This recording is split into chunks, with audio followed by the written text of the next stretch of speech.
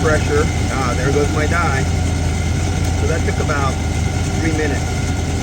And because there's only vapor pressure, there's only like 53 psi of vapor pressure in the whole system. There's absolutely no liquid was injected into the system.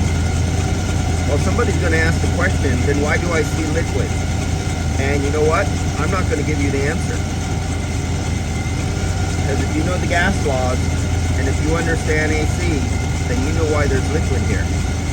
If I only put in 4 ounces or 3 ounces of just vapor pressure, and now there all of a sudden there's lots of liquid that you see, I'm not going to give you the answer. You're going to have to search for it. Go back to all the links, but you need to learn the gas law. And I'm not being hard on you for those individuals who want me to give them the answer. Some of you know the answer.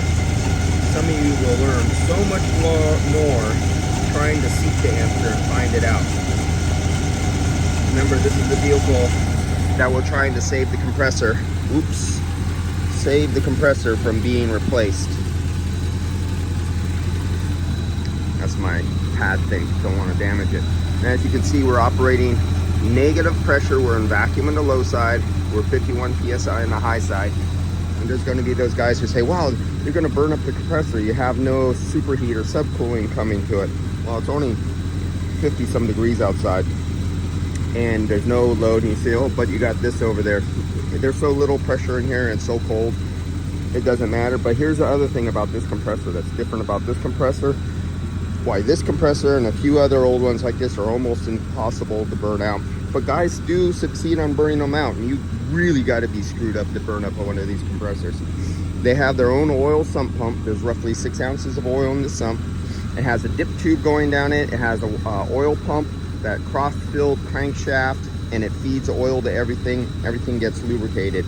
Right now it's pushing oil up towards the front shaft seal of the compressor as it's spinning, and it's force feeding some nice oil to the shaft seal.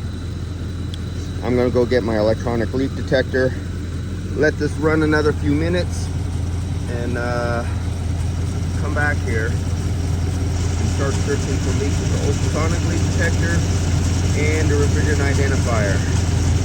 See you guys in a few minutes.